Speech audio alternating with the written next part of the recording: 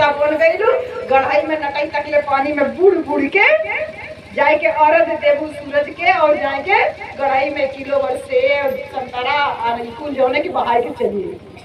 तब तुम्हार लड़का पड़ी कि उनका लड़का पड़ी? वो नहीं लड़का पड़ी ना, तो दिमाग खोले के बात है ना। संत श्रोमणी गुरुदास महाराज कहते हैं जात पात के फेर में उलझ रहे सब लोग और जग को मानुषता को खात है ये जात पात का रोग। उस समय व्यवस्था से पीड़ित है, वो कह रहे हैं कि जाति पाति के फेर में सब उलझ रहे हैं, सब लोग उलझ रहे हैं और उलझने में इतना पता ही नहीं है कि कब चमचा बन जा रहे हैं, कब अपनी जाति। ए बाबू कहाँ भैया, कहाँ लाला? स्कूल खुल गया, आवाज निकले लगा। 2 साल से स्कूल ना खुलत रहा, आवाज नहीं सुनाई देत रहा, का मोबाइल में गेम में यहाँ वहाँ खुल व्यस्त रहा। इतना बड़ा स्वांग तुम्हारे सामने दिखाई देते हुए, इतना जोर बोली लड़का निकल रही, बहुत नीक बात। सारी तरफ आपको कब चमचा बना दिया गया पता ही नहीं चला। साहब कहते थे, ये संत शिरोमणि गुरुदास कह रहे हैं ऐसा चाहूँ राज में, आपको राज स्थापित करने की बात कर रहे हैं, राजा बनने की बात कर रहे हैं। जो खुद जूता गांठ रहा है वो आपको कह रहा है कि तुम राजा बनो और ऐसे राजा बनो कि तुम्हारी प्रजा भूखे पेट न सोए। और फिर उसी बात को बाबा साहब जब संविधान लिखते हैं तो संविधान में प्रत्येक व्यक्ति को, चाहे औरत हो या आदमी, बूढ़ पुरानिया हो या नौजवान, बच्चा हो या कोई भी, सबको एक बराबर अधिकार देते हैं। राज्य स्थापित करने के लिए आपको वोट का अधिकार देते हैं और उस वोट के अधिकार को बाबा साहब तो संविधान में लिख के गए थे दादा, लेकिन साहब कांसीराम के जैसा एक दीपक हमारे बीच में पैदा हुआ। साहब कांसीराम बड़ी नौकरी करते थे, बहुत बड़े अधिकारी थे, वैज्ञानिक की नौकरी करते थे। एक दिन बाबा साहब के बारे में पता चला, दिमाग खराब हो गया उनका। बाबा साहब की किताब पढ़े, दिमाग खुल गया उनका, कहे अरे बाप रे बाप, अब तक ले हम बाबा साहब के कैसे ना जानत रही। और बाबा साहब के जान गई ने किताब पढ़ने, ताकन माई के चिट्ठी लिखने, माँ मैं कभी घर नहीं आऊंगा, माँ मैं कभी शादी नहीं करूंगा, माँ मैं अपने नाम पे कोई घर दुकान मकान नहीं बनाऊंगा, माँ मैं अपने नाम पे कोई संपत्ति इकट्ठा नहीं करूंगा, माँ मैंने ये मान लिया है कि ये मेरा बहुजन समाज ही मेरा घर द्वार है। मैं घर पे किसी का मृत्यु हो जाए, कोई शादी विवाह हो, कोई संस्कार हो, मैं घर नहीं आऊंगा। ऐसी 6-7 बात लिख करके मान्यवर कांसीराम साहब अपनी माँ को चिट्ठी लिख करके भेज दिए गए। अब नौजवान लड़का नौकरी कर रहा है पूना शहर में, पंजाब में माँ रह रही है, चिट्ठी पाई, रोते रोते भाग के आई। अरे लड़का का भाव है, लड़का का शादी का भाव लाली, लड़का कहते बिया ना करो। जो बाबा साहब को सही मायने में पढ़ लिया, जान लिया, उसका दिमाग खुल गया। उसने कहा शादी नहीं करेंगे, पूरा जीवन समाज के लिए लगा देंगे। साहब कांसीराम की माँ भागी भागी पंजाब से आई, साहब के साथ 1 हफ्ता रही, लेकिन 1 हफ्ता तक साहब ने अपनी माँ से एक भी बात नहीं की, कोई भी बात नहीं की। वो रात दिन बस लेटे लेटे केवल बाबा साहब की किताबें पढ़ते रहते। 7वें दिन माँ ने कहा बेटा मैं तुझसे कुछ बात करूं, लेकिन मेरे ये छोटे छोटे बच्चे जब ये लोग जाएंगे तो ये देखेंगे ये हमारे साहब कांसीराम के नाम का स्मारक है, ये हमारे बाबा साहेब डॉक्टर अम्बेडकर का, जिनकी मूर्तियां गाँव गाँव में जरा सा मूर्ति बर्दाश्त नहीं कर पाते, उनका बड़े बड़े चौराहों पे इतना बड़ा बड़ा स्मारक बना हुआ है। बहन जी आपके लिए ये बहुत गौरव की बात है कि अकेले एक औरत मुख्यमंत्री नहीं बनती, गांव देहात में आप और हम भी यहाँ पर मुख्यमंत्री बनते हैं। लेकिन एक बहुत अफसोस की बात है कि साहब कांसीराम के समय में ही ये काम शुरू हो गया था कि साहब ने गांव गांव साइकिल साइकिल पैदल पैदल फटा पुराना कपड़ा पहन के, कभी भूखे मिला, कभी खाने को मिला, कभी भूखे रहे, कभी प्यासे रहे, कभी 5 रुपया का कोट पहने, कभी 5 पैसा साइकिल में हवा डलवाने भर को नहीं रहता था। जिस साहब कांसीराम ने इतना त्याग किया, उन्हीं के समय में बहुत सारे चमचे दलाल पिट्ठू जो है वो पैदा हो गए। साहब कांसीराम उसी समय चमचों के लिए एक कहानी लिख दिए, एक किताब लिख दिए, उस किताब का नाम है चमचा युग। साहब कांसीराम ने कहा जब जब ये बहुजन समाज आगे बढ़ने की कोशिश करता है, ये अपने वोट की ताकत से जब जब आगे बढ़ने की कोशिश करता है, तब तक कुछ ऊंची जाति के लोग हमारे बीच में दलाल पैदा कर देते हैं। और उन दलालों का काम क्या रहता है? उन दलालों का काम केवल यही रहता है अपने ही समाज का विरोध करना, अपने ही समाज का विरोध करना। और ऐसे लोगों को साहब कांसीराम ने नाम दिया है चमचे, दलाल, पिछलग्गू, पिट्ठू।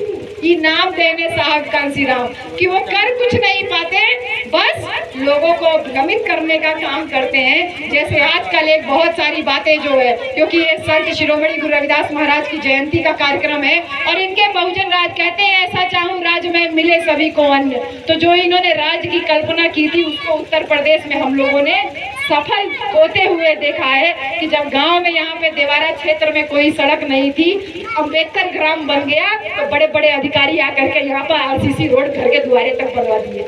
बनवाए कि नहीं बहन जी? गांव गांव में ग्राम पंचायत भवन बन गया। लखनऊ में गोमती नगर में आपकी और हमारे जैसे युवा बच्चों की तैयारी करने के लिए, नौकरी की तैयारी करने के लिए भागीदारी भवन बन गया बहन जी। जाने कितने सारे विद्यालय बने, जाने कितने सारे डिग्री कॉलेज बने। और यही अम्बेडकर नगर बगल में, मैं इसीलिए अगल बगल की बात कर रही हूँ, यही अम्बेडकर नगर जिले में हमारे भगवान बुद्ध की माँ के नाम पे महामाया मेडिकल कॉलेज की स्थापना भी हुई। तो जब आपका राजा बनेगा तो ही तो आपके महापुरुषों का इतिहास जिंदा रहेगा, नहीं तो माथे तिलक हाथ जप माला, जग को ठगने के लिए स्वांग रच डाला।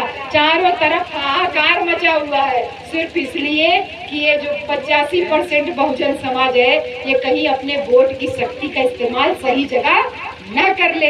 इसीलिए हमारे बीच में से कुछ दलाल पैदा कर दिए गए। वो दलाल वोट कटुआ आप उनको मान के चलिए, वो कर कुछ नहीं पाते। हर गांव से 2-2, 4-4 लोगों को बहला फुसला लेते हैं। कुछ लोग मूंछों पे ताव दे करके ग्रेट चमार बन के फिरते हैं, कुछ लोग और भी पता नहीं कौन कौन सा हटकंडा अपनाते हैं। लेकिन इस बात को ध्यान रखिए भाई कि 100-100, 2-2, 4-4 वोट एक एक गांव से ये तथाकथित दलाल लोग जो गड़बड़ करते हैं, उसी वजह से आप 2017 के चुनाव में 118 सीटों पे सेकंड नंबर पे थे भैया। सोचिए आपका वोट कितना कीमती था बहन जी। लेकिन यही 2-2, 3-3, 4-4 दलालों के वोट कटुआ टाइप के काम की वजह से 118 सीटों पे आप सेकंड नंबर पे थे। तो अपने वोट की कीमत को जानो भैया। संविधान ने आपको अधिकार दिया वोट का। मान्यवर कांशीराम साहब ने उस वोट के अधिकार को सही तरीके से इस्तेमाल करने का तरीका बताया और यही वजह है कि देवारा क्षेत्र में जहाँ 5 साल कोई झांकने नहीं आता है, कौनो बिरादरी के मनाई होए, नेता चुनाव में खड़ा होए, आए के हमन के गोड़ धोरा ला, काकी गोड़ धोरा थे वोट हमारी के दिया, बिटिया गोड़ धरा थे वोट हमारी के दिया, भैया गोड़ धरा थे, काका गोड़ धरा थे वोट हमारी के दिया। कितना शक्तिशाली है आपका वोट बहन जी कि कितना ऊंची बिरादरी का व्यक्ति हो आकर के आपके पांव पे गिरता है, कहता है वोट हमी को दीजिए।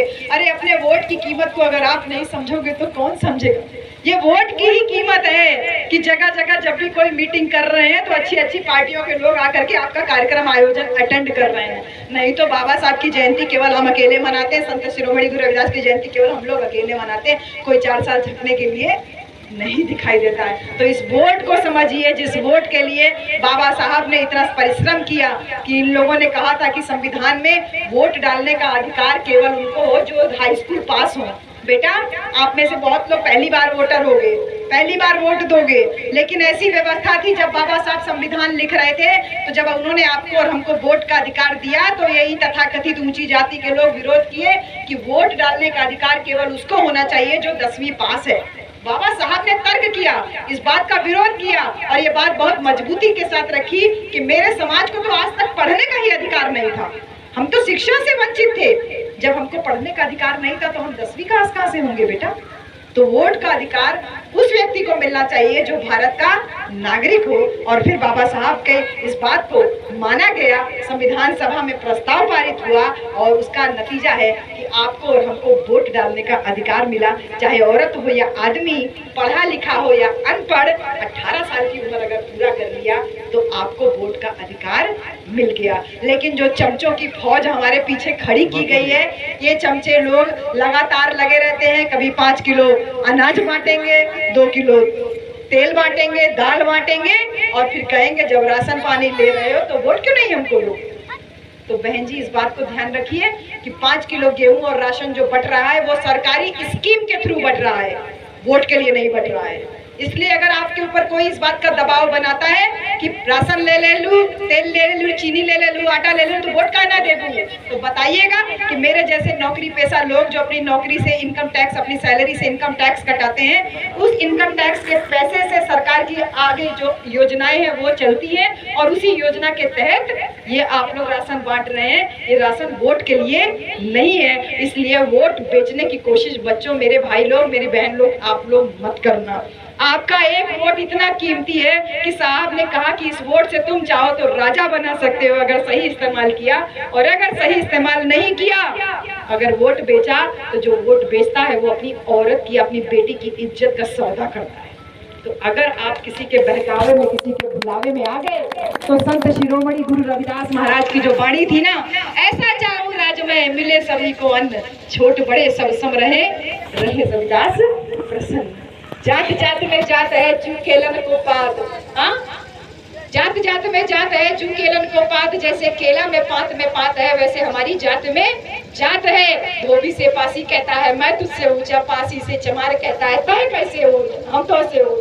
चमार से धोबी कहेगा मैं तुझसे ऊंचा, धोबी से अहिर कहेगा मैं तुझसे ऊंचा, अहिर से सुनार कहेगा मैं तुझसे ऊंचा, सुनार से लुहार कहेगा